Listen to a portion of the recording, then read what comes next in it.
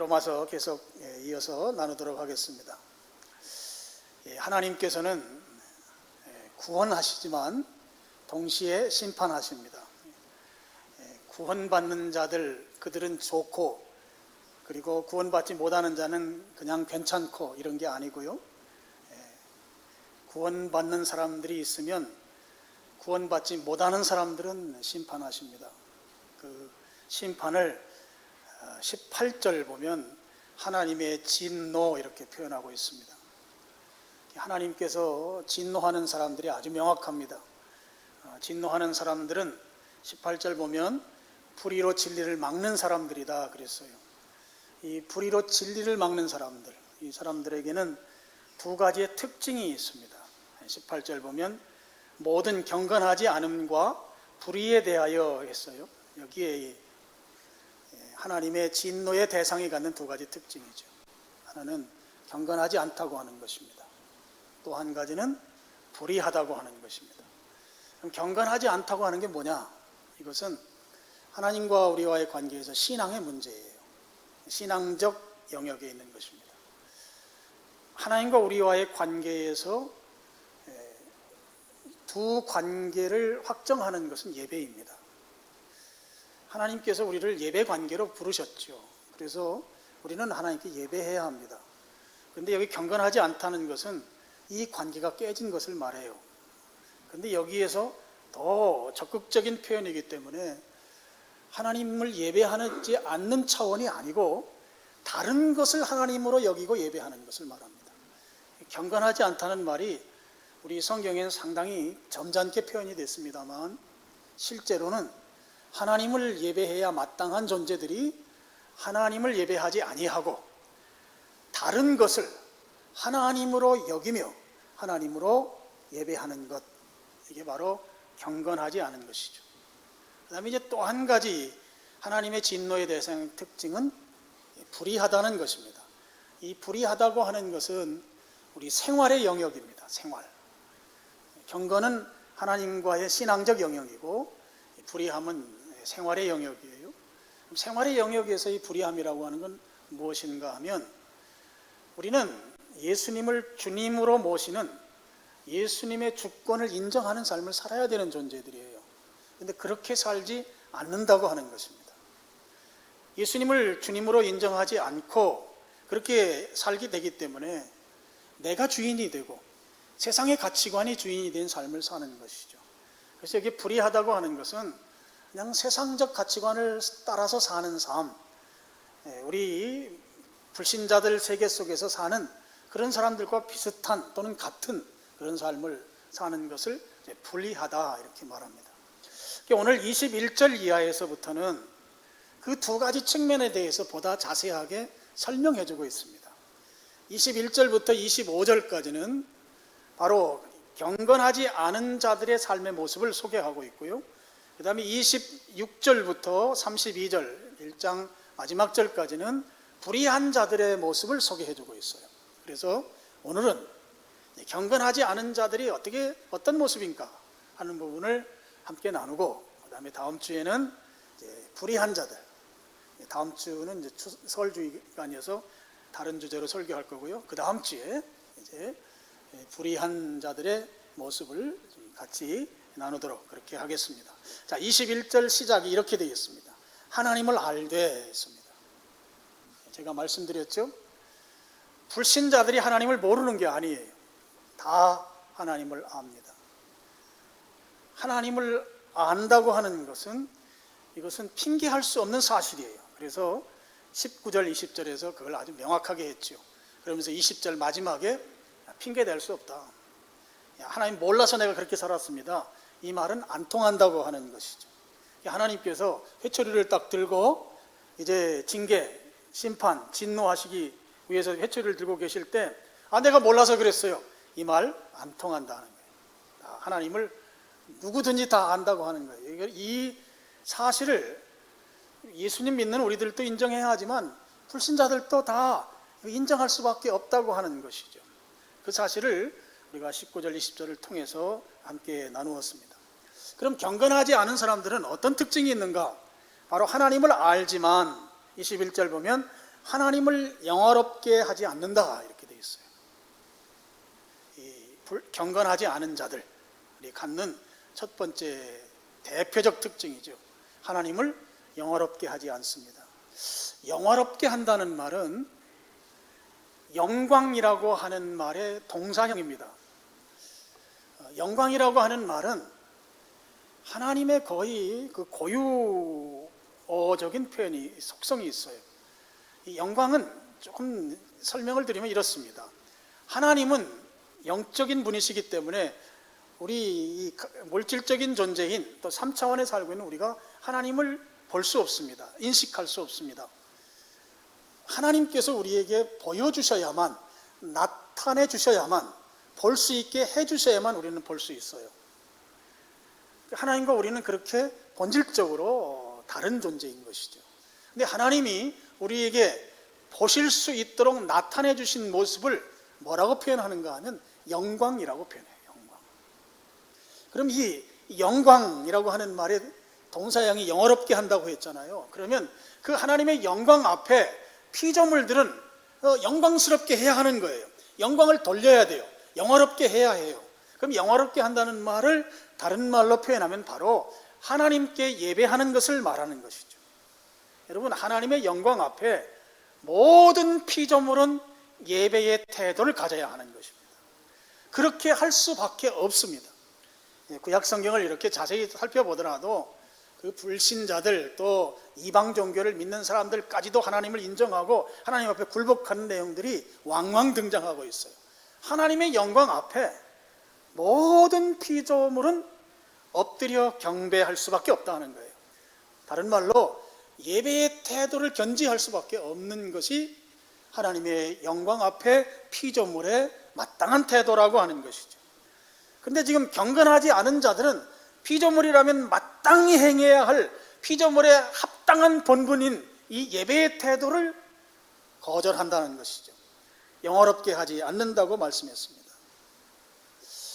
하나님께 예배를 드려야 마땅한 존재들이 예배로 나아가지 않으니 하나님이 진노하시는 것이죠. 하나님이 심판하시는 것입니다. 오늘 하나님께 예배로 나아가는 것, 이것은 피조물 된 우리가 하나님의 영광을 볼 때 그 영광 앞에서 마땅한 태도이다 하는 거예요. 그런데 경건하지 않기 때문에 예배를 하나님께 올려드리지 아니하고 오히려 다른 것을 예배하는 그런 태도를 취하고 있다 하는 것이죠. 그리고 또 한 가지 특징이 있습니다. 하나님을 아는데 경건하지 않은 사람들은 하나님을 영화롭게도 아니하고 또 한 가지 감사하지도 않는다 그랬습니다. 하나님 알면서 감사하지 않는 태도를 갖는다는 것이죠. 이 감사라고 하는 말이요, 올해 우리 교회의 표어입니다. 여러분이 올해 여러분들 다 감사를 회복하셔서 하나님의 그 복된 하나님이 주시는 축복을 다 누릴 수 있기를 축원합니다. 이 감사라고 하는 말이 헬란 말로는 두 개의 단어가 합쳐져서 하나의 단어가 됐어요. 유카리스테로라고 하는 말인데요. 유라는 말이 이게 한 단어예요. 유는 좋다는 뜻이에요. 기쁘다는 뜻이에요. 우리가 복음을 뭐라고 말하는가 하면 유앙겔리온이라고 그래요. 유앙겔리온 할 때 이것도 두 단어가 합쳐서 됐거든요. 그 앞에 유자와 똑같아요. 기쁘다, 좋다.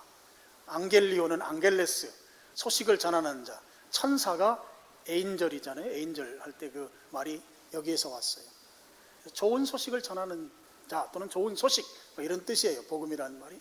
여기 유카리스테오라고 하는 말도 두 개의 단어, 유라고 좋다, 기쁘다 하는 뜻과 그 다음에 카리스라고 하는 말이에요. 카리스라는 말은 많이 들어보셨죠? 카리스 또는 카리스마 많이 들어보셨잖아요. 카리스라는 말은 은혜라는 뜻이에요. 은혜. 그래서 좋다는 말하고 은혜라는 말이 두 개가 합쳐졌으니 이게 감사가 될 수밖에 없잖아요. 이 말을 헬란 말식으로 풀어보면 그것입니다. 하나님의 은혜에 내가 기쁨으로 반응하는 거예요. 이게 바로 감사의 정의입니다. 하나님이 주신 것, 하나님이 공짜로 주신 것, 은혜가 공짜로 주신 거예요. 거저 주신 것. 하나님께서 주신 것에 대해서 내가 반응하는데 그 반응은 기쁨의 반응, 좋은 반응, 즐거운 반응, 이게 바로 감사라고 하는 것입니다. 그러면 오늘 본문에서 지금 하나님을 알되 영화롭게도 안 하고 감사하지도 않는다고 했을 때, 하나님을 아는 사람은 영화롭게 해야 돼요. 예배드려야 된단 말이에요. 그리고 감사해야 돼요. 바로 이 감사는 예배와 연관된 표현이에요. 그래서 이 감사는 무슨 말인가 하면, 하나님께 예배를 드리되 하나님이 받으시는 예배를 드리라는 것이에요. 하나님께서 받으시는 예배. 자, 시편 50편 23절 말씀을 한번 스크린 보고 같이 읽어보겠습니다. 감사로 제사를 드리는 자가 나를 영화롭게 하나니.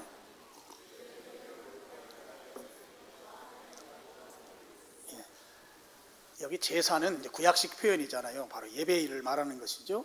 감사로 예배를 드리는 자가 하나님을 어떻게 한다고요? 영화롭게 한다고. 하나님을 영광스럽게 한다는 거예요. 오늘 21절에 나오는 것처럼 하나님을 영화롭게 않는다고 했는데 그 반대말이잖아요.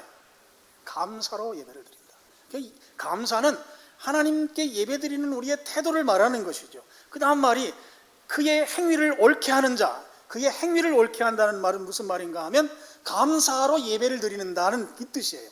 우리의 행위가 옳은 행위가 된다고 하는 것은 하나님께 예배해야 되고, 그 하나님께 예배의 태도가 감사한 태도를 가져야 된다는 것이죠. 그렇게 예배하면 하나님께서 구원을 그에게 보인다.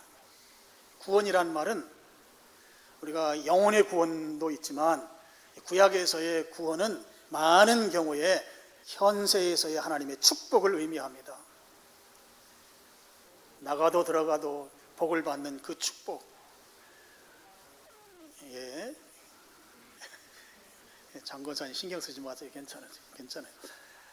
지금 그의 행위를 옳게 한다고 하는 이 말은 앞에 그 내용을 받은 표현이에요. 감사로 예배를 제대로 드리면 하나님이 영적인 측면에서도 복을 주시지만 현실적인 현세에서도 복을 주신다, 이런 뜻이라는 거죠. 하나님의 구원을 그에게 보여주신다. 하나님께서 주신 복을 우리가 눈으로 볼 수 있게 해주신다라고 하는 것입니다.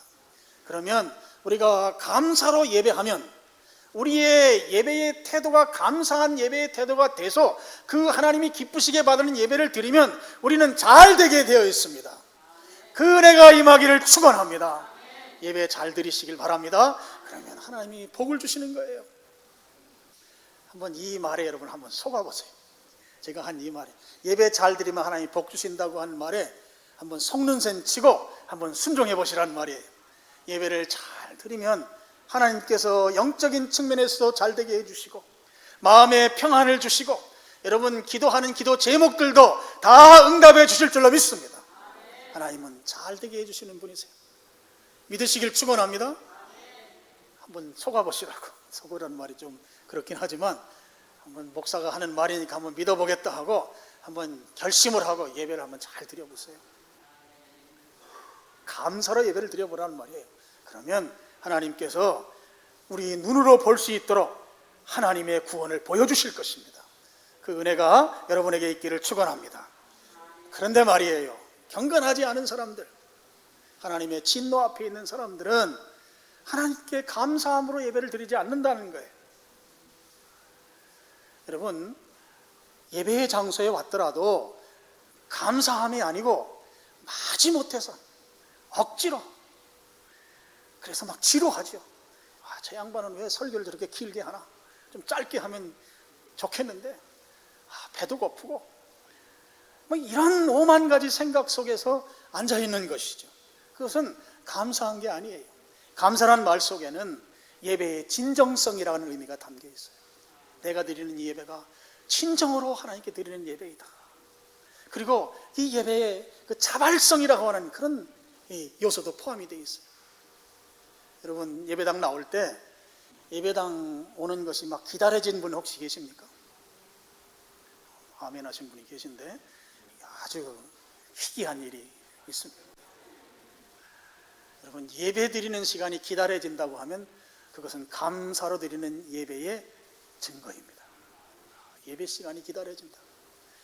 예배 시간이 기다려지는 분은 예배 시간에 늦게 올까요? 조금 일찍 올까요?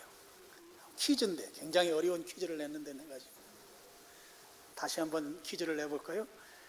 감사로 예배를 드리는 분은 예배 시간에 좀 일찍 올까요? 아니면 적당한 시간에 맞춰서 올까요? 대답은 참 잘하시네요. 감사합니다. 감사로 예배를 드리는 사람은 예배 시간이 기다려지니까 일찍 오죠. 오다가 차가 막혀서 좀 늦을 수도 있고, 오다가 기분 나쁜 전화 받아가지고 열받쳐서 좀 늦을 수도 있는데, 그거 다 사탄이 역사하는 거다.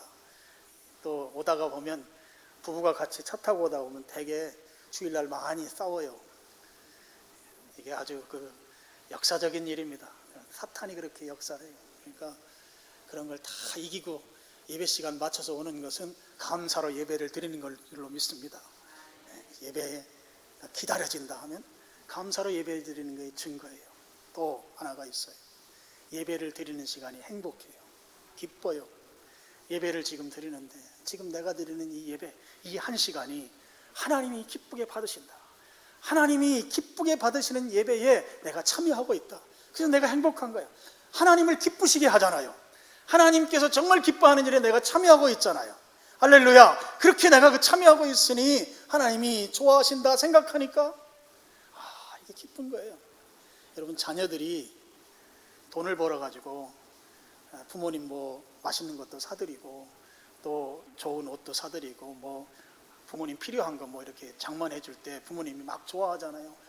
이런 거 안 해줘도 되는데 우리 아들이, 우리 딸이, 우리 며느리가, 우리 사위가 이런 거 해줬다고. 우리 교회도 엄청 자랑 많이 하는 권사들 몇 명 계세요. 하여튼 그렇게 막 자랑하잖아요. 자랑하면 그 자랑을 듣는 자식들, 사위, 며느리, 또 딸, 얼마나 그거 흐뭇해 하겠습니까?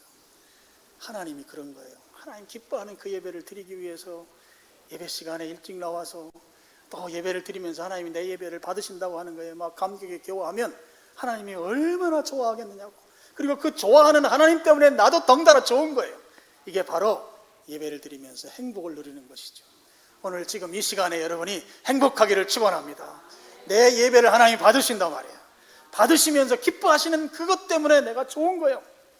할렐루야. 그런 은혜가 있기를 축원합니다. 근데 경건하지 않은 사람들은 그렇게 하지 않는다는 것이죠. 여러분, 하나님을 알면, 21절에 하나님을 알면 하나님이 주신 은혜가 너무 큰 거예요. 나를 하나님의 아들, 딸로 삼아주셨어요. 이미 호적이 다 정리가 됐어요. 우리가 그분의 다 자녀로 입적이 다 됐다고요. 그래서 이것은 변할 수 없어요.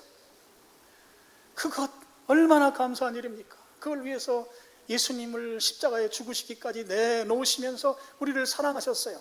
그리고 그 사랑해 주신 것만 해도 감사한데 우리가 예배를 드리면 막 좋아하시는 거예요, 하나님이. 근데 그 자리에 내가 지금 참여하고 있는 것이죠. 오늘 하나님을 아는 자는 그 은혜가 너무 큰 것도 알기 때문에 당연히 예배를 드리되 그 예배가 감사함으로 드리는 예배인 것이죠. 근데 이 경건하지 않은 사람들은 그러지 않는다는 거예요. 하나님을 영광스럽게 예배하지도 않고 또 진정성 있는 또는 자발성도 없는 그런 예배에 참여하지 않는 모습이 바로 경건하지 않은 사람들이다 하는 것입니다. 그 사람들은 어떤가에 대해서 한마디 더 해놓고 있어요. 21절, 오히려 그 생각이 허망하여지며 미련한 마음이 어두워졌나니 그랬습니다. 여기에 생각 또 마음 두 가지를 써놓고 있는데요. 이렇게 이 내면적인 요소들을 말하는 건데요. 인격적인 요소죠. 성경에서 이렇게 구분지어서 이렇게 표현하는 것은 헬라 철학의 영향입니다.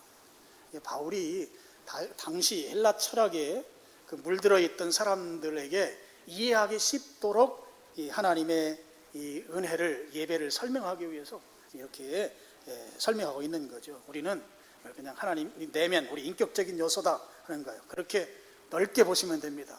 그리고 핵심이 뭔가? 생각이 허망해진다는 것이죠.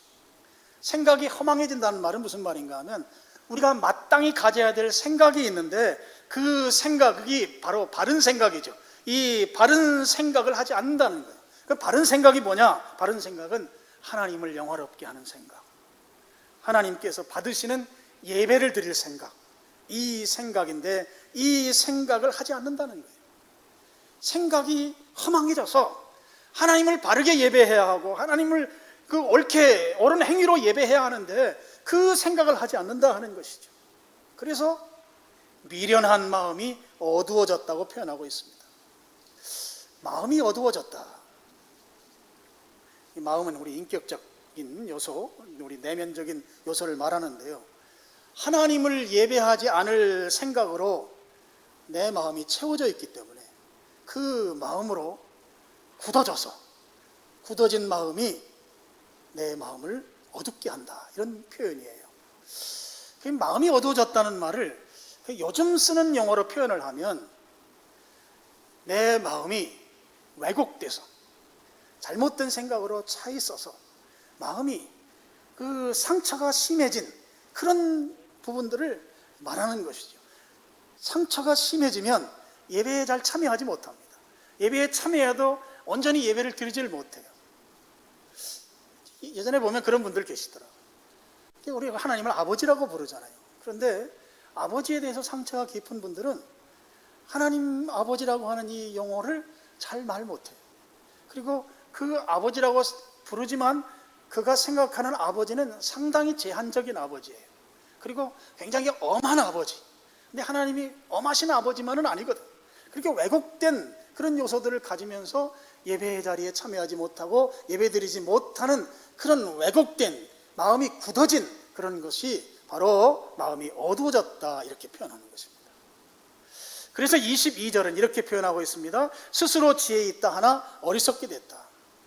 자기들 깜냥에는 지혜롭다고 말하는데 실제는 그렇지 않다는 거죠. 실제는 바보같이 됐다는 거예요. 어리석게 됐다는 것입니다. 로마서 기록할 당시에 이 사람들은 헬라 철학의 영향을 많이 받은 사람들이에요. 당시가 정치적으로 군사적으로는 로마 제국 시대이지만 문화적으로는 전부 다 헬라 문화의 영향을 받았기 때문에 이 헬라 문화 속에서 그 속에서 그들은 그들 나름대로 신앙이라고 하는 것을 영위해가고 있었습니다. 그러면서 헬라 철학의 영향을 따라서 그들은 스스로가 지혜롭다고 생각했던 것이에요. 여러분 잘 아는 대로 우리 학교 다닐 때 배운 소크라테스라든지 그리고 플라톤이라든지 아리스토텔레스라든지 이런 사람들, 유명한 이 헬라 철학자들이잖아요. 이런 사람들 소피스트라고 그래요. 이런 사람들을 통해서 자기들은 최고의 진리에 이르고 있다, 이렇게 생각했던 당시 사람들이라고 하는 것이죠. 그러면서 그들 스스로가 지혜 있다고 생각한 거예요. 그럼 진정한 지혜는 뭐냐? 정말 지혜 있다고 하면 창조주 하나님을 인정하는 거예요. 창조주 하나님을 아는 것이 진정한 지혜인 것이죠. 하나님을 인정하지 않으면서 스스로 지혜 있다, 그렇게 그들은 여겼다고 하는 것입니다. 그것에 대해서 성경은 뭐라고 말하는지요? 시편 14편 1절과 고린도전서 3장 19절을 연이어서 같이 읽겠습니다. 어리석은 자는 그의 마음에 이르기를.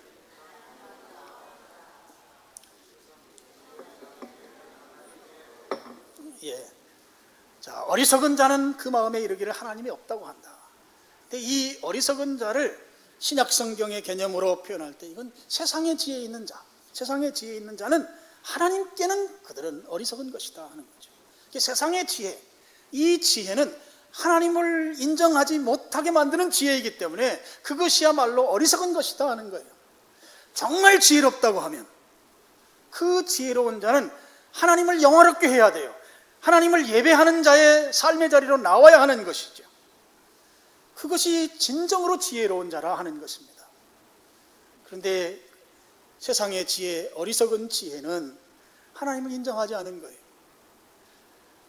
이 경건하지 않은 사람들이 바로 세상의 지혜로 그렇게 살아가고 있다고 하는 것입니다.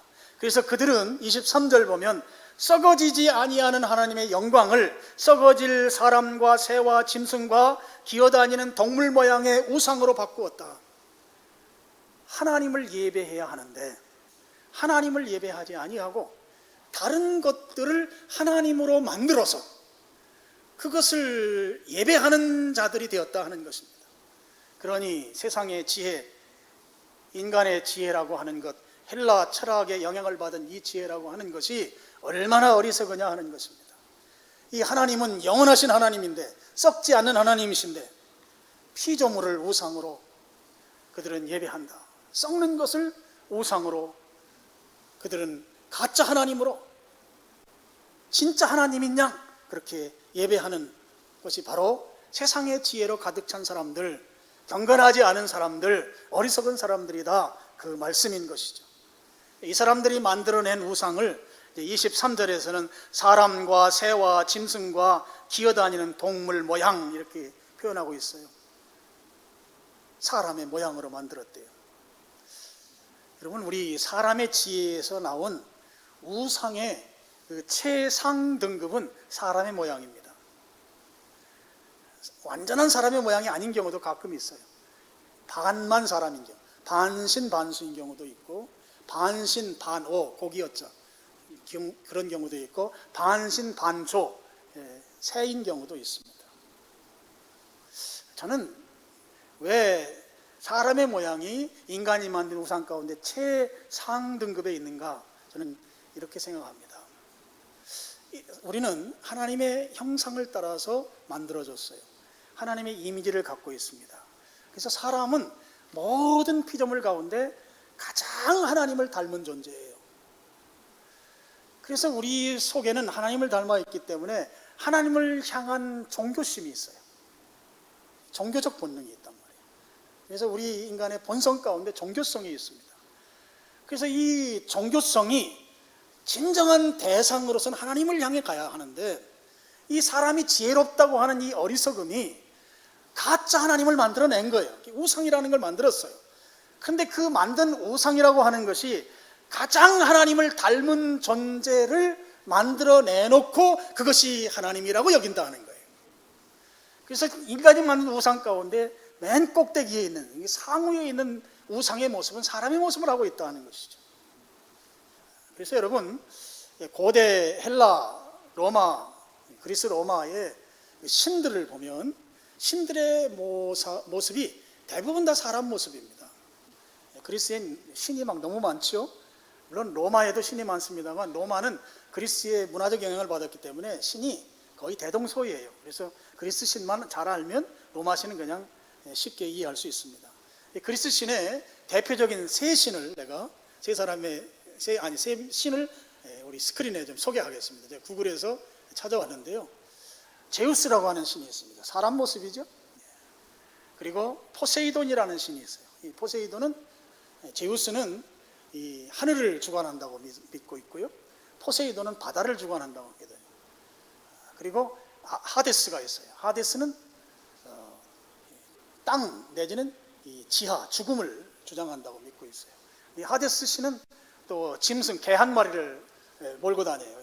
그래서 이 신이 신 독자적으로만 있는 경우도 있지만, 새라든지 또는 뭐 이 짐승이라든지를 같이 이렇게 움직여요. 이 오늘 우상 나오는 이 소개하는 이대로 그대로 나옵니다.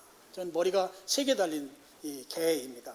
이 지하 무덤 세계를 주장한다고 보는 거죠. 전부 다 뭐 포세이돈은 삼지창을 들고 있고, 하여튼 모두 다 사람 모양입니다. 헬라의 또 로마의 이 신이라고 하는 것은 사람 모양이에요. 그리고 그 신들은 서로 사랑도 하고 미워도 하고 질투도 하고 싸우고 전쟁하고 결혼도 하고 자식도 낳고, 중요한 한 가지가 있어요. 죽기도 해요. 사망합니다. 사망하는 신이에요. 썩어질 우상인 것이죠. 여기에 또 한 신이 있어요. 당시에 사람 모양으로 된 최고의 신은 로마 황제 신입니다. 로마 초대 황제가 아우구스투스인데요. 아우구스투스가 죽은 이후에 로마 원로원에서 이 로마 아우구스투스를 신으로 선포했어요. 그래서 이 황제를 주님이라고 부르라는 거예요. 여러분, 우리 초대 교회의 그리스도인들이 우리의 주님은 예수님이시잖아요. 하나님이시잖아요. 하나님만 주님인데 로마 황제를 주님이라고 부르라는 거예요. 황제를 신상을 만들어 놓고, 저런 신상을 만들어 놓고 거기에 절하라는 거예요. 예배드리라는 거예요. 주님이라고 부르라고. 부를 수 없잖아요. 엄청난 순교자가 나온 거예요. 이 우상 문제 때문에 말로 다 할 수 없는 고난과 박해와 순교자를 만들어낸 것이 저 로마 황제의 신입니다. 사람 모양이죠. 현대에 와서 우리가 머리에 이고 있는 북한에 꼭 저 모양을 하고 있어요. 김일성, 김정은이를 평양 큰 광장에다가 크게 동상 만들어 놓고 거기에 절하게 만들고 그게 신인 양 김일성이 신인 것처럼 이 안타까운 현실이 21세기 지금 오늘날도 이어지고 있어요. 우리 같은 동족 가운데. 여러분, 사람 모양의 신, 이게 사람의 지혜가 만들어낸 우상이라고 하는 것입니다. 근데 다 썩어질 우상인 것이죠. 새와 짐승과 기어다니는 동물들, 이게 또 우상으로 나오고 있습니다. 하나님은 눈에 보이지 않습니다. 영적인 존재이고 하나님은 우리와 차원이 달라요. 우리는 3차원 세계, 시간과 공간의 제약 가운데 살지만 하나님은 시간과 공간을 넘어서는 4차원의 세계에 계신 분이에요. 그래서 우리는 하나님을 볼 수 없습니다. 알 수도 없습니다. 영광으로 나타내 주셔야만 우리가 알 수 있어요. 그래서 하나님이 눈에 보이지 않기 때문에 우리 인간이 갖는 종교적 본성, 이 종교성이라고 하는 것은 항상 좀 눈에 보여야 돼. 하나님이 그런 종교 욕구가 있어요. 이 욕구를 충족시키기 위해서 사람들이 만들어낸 것이 형상화된 우상이에요. 근데 그 우상이 사람이고 동시에 이 짐승들의 모습이라고 하는 거죠. 눈에 보이도록 인간의 종교 욕구를 충족시키기 위해서 사람 모양, 짐승 모양으로 만들어 놓고 이게 하나님이야, 이거 하나님으로 너희들이 믿어, 눈에 보이니까 이게 실제적으로 구체적으로 할 수 있도록 그렇게 인간의 종교 욕구를 충족시키기 위해서 만들어낸 것들이 이런 짐승들이라고 하는 것이죠. 이스라엘 민족도 여기에서 예외가 없습니다. 출애굽해서 가나안 땅에 와서 시내산 밑에 왔을 때 모세가 시내산 꼭대기에 올라가서 하나님을 만나고 있을 때 지금 지도자가 없으니까 율이 방황하는 거예요. 하나님 보고 싶은 게 됐습니다. 그래서 아론에게 가서 하나님 만들어 달라고 그랬어요. 그래서 그들이 만든 하나님이 송아지예요. 시편 106편 19절 20절입니다. 같이 읽겠습니다. 그들이 호렙에서 송아지를 만들고 그 부어 만든 우상을 경배하여 자기 영광을 풀먹는 소의 형상으로 바꾸었도다. 여러분, 송아지를 만들고 그 우상에다 뭐 했대요? 경배. 경배는 예배했다는 거거든요. 하나님의 영광을 풀이나 먹는 소로 이렇게 만들어 놓은 이 어리석은 일을 했다고 하는 것입니다. 여러분, 우리가 믿는 하나님은 이 세상 피조세계의 그 어떤 것으로도 형상화할 수 없는 분입니다. 형상이 만들어지는 순간 그것은 다 우상인 거예요. 그래서 십계명 제2계명에 하나님의 모양 만들지 말아라, 어떠한 것으로도 형상화시키지 말라고 아주 단단히 우리들에게 일러놓고 계신 것이죠. 모양을 만드는 순간 그것은 만든 자가 있는 거잖아요. 대개 사람이 만들었습니다. 손재주가 좋은 사람이 만들었을 거예요. 여러분, 우상이라고 하는 이 제품이 나올 때에는 그 제품을 만든 기술자가 있는 거예요. 사람이 있단 말이에요. 그러면 이 만들어 놓은 것이 하나님이 될 수 없는 것은 그 만들어 놓은 것보다 만든 사람이 더 큰 것이죠. 그래서 우상인 것이고 어리석은 거예요. 그래서 만들지 말라고 한 것입니다. 그 어떤 것도 만들면 안 되는 거예요. 그 어떤 것도, 그래서 교회 안에는 어떤 것도 형상화시킬 수 없어요. 그러니까 예수님의 모습이라고 해서 만들어 놓은 것들은 실제 예수님 모습, 그때 뭐 사진이 있었습니까? 뭐가 있었습니까? 초상화도, 예수님 초상화가 많이 있잖아요. 초상화도 실제적으로 그 후대에 화가들이 그린 것이지 예수님 당시에 그린 그림이 대개 아니에요. 그러니까 예수님의 초상화, 예수님의 동상은 예수님과는 아마 많이 거리가 먼 모습들일 거예요. 그런 거를 추구하면 안 돼요. 그냥 우리는 믿음으로 하나님을 예배하고 하나님을 인정하고 하나님께 나아가는 것이죠. 그리고 하나님께서는 우리에게 믿을 수 있는 그런 근거를 우리 속에 남겨주셨어요. 그리고 믿을 수 있는 것뿐만 아니라 확신까지 주셨어요. 그래서 충분히 형상이 없어도 믿을 수가 있는 것이죠. 믿으시길 축원합니다. 인간이 아무리 출중하다 할지라도 인간이 만든 것은 하나님이 될 수 없습니다. 그것은 다 우상인 것이죠. 그런데 그 만들어 놓고 그것을 경배한단 말이에요. 피조물을 경배하니, 피조물을 예배하니 그거야말로 가장 어리석은 종교 행위이다 하는 거예요. 그래서 24절 보면 그 종교 행위, 어리석은 종교 행위를 구체적으로 어떻게 하는지를 소개하고 있습니다. 24절, 그러므로 하나님께서 그들을 마음의 정욕대로 더러움에 내버려 두사 그들의 몸을 서로 욕되게 하게 하셨으니, 제가 다음 설교할 때 좀 더 이 부분을 조금 더 설명하겠는데요, 여기에 나오는 내용은 종교적 행위로서의 성적인 범죄를 말해요. 여기에 더러움에 내버렸다고 할 때 이 더러움은 성적인 범죄에 사용하는 표현입니다. 24절의 이 성적인 범죄와 또 26절도 보면 성적인 범죄가 나오는데 이 둘은 서로 달라요. 그래서 다음에 조금 더 설명을 하겠습니다. 그럼 24절에 나오는 이 성적인 범죄는 종교 행위로서의 성적인 범죄를 말해요. 신앙적인, 종교적인, 예배적인 행위로서의 성적인 죄를 말하는 것입니다. 그래서 25절에 보면 이는 그들이 하나님의 진리를 거짓 것으로 바꾸어 피조물을 조물주보다 더 경배하고 섬김이라 주는 곧 영원히 찬송하실 이시다. 지금 25절에 가서 피조물을 조물주보다 더 섬긴다는 표현을 한 것은 24절의 내용이 그냥 성적인 범죄를 말하는 게 아니고 바로 종교적인 범죄라고 하는 것을 알려주기 위해서 25절을 이 하나님을 예배하지 않는 그들의 태도를 설명으로 덧붙인 것이죠. 헬라 도시들마다, 당시 로마 시대에 큰 도시들마다 다 신전이 있었습니다. 그 신전에는 신전에서 일하는 사제들이 있었어요. 여자 사제도 있고 남자 사제도 있고 또 아이들도 있었습니다. 근데 이들은 이 당시에 그 바알에게 제사를 하고 자기들이 섬기는 우상들에게 제사를 할 때 신전에서 이 의식을 행하잖아요. 의식을 행할 때 그들은 이제 술을 마십니다. 술을 마시고 이제 술에 취하고, 술에 취한 후에 그 의식의 마지막 이 피날레가 바로 이런 이 혼음 행위를 통해서 그 의식을 마칩니다. 그럼 그렇게 혼음을 하는 이유가 바로 그 혼음 행위 자체가 바알의 임재 체험이라고 그렇게 그들이 여겼다고 하는 거예요. 그래서 그 바알이 그곳에 임재해야 이제 그 해에 농사를 잘 지을 수 있도록 비를 많이 오게 해서, 바알이라고 하는 신이 이 비를 오게 하는 신이거든요. 풍년들게 하는 신이란 말이에요. 경제적인 영역을 복을 주는 그런 신으로 그들이 여겼습니다. 그러니까 그런 행위를 신전에서 그들이 거리낌 없이 행했던 것이죠. 그래서 이 성적인 죄와 동시에 피조물을 섬기는 죄가 서로 혼합되고 결합돼서 당시에 행해졌던 것입니다. 그 어린 아이들이 거기에 있었습니다. 이런 것들은 이제 로마 시대의 그 동성 간의 그런 관계들을 나타내는 것이죠. 그만큼 신전에서는 아주 난잡한, 물론 신전에서만 그런 게 아니에요. 로마 시대에는 이 폼페이오스 같이 최근에 발굴된 곳에 가보면 그 벽화들을 보면 난잡하기가 이루 말을 할 수 없어요. 그만큼 성적으로 타락했던 그런 사람들이었습니다.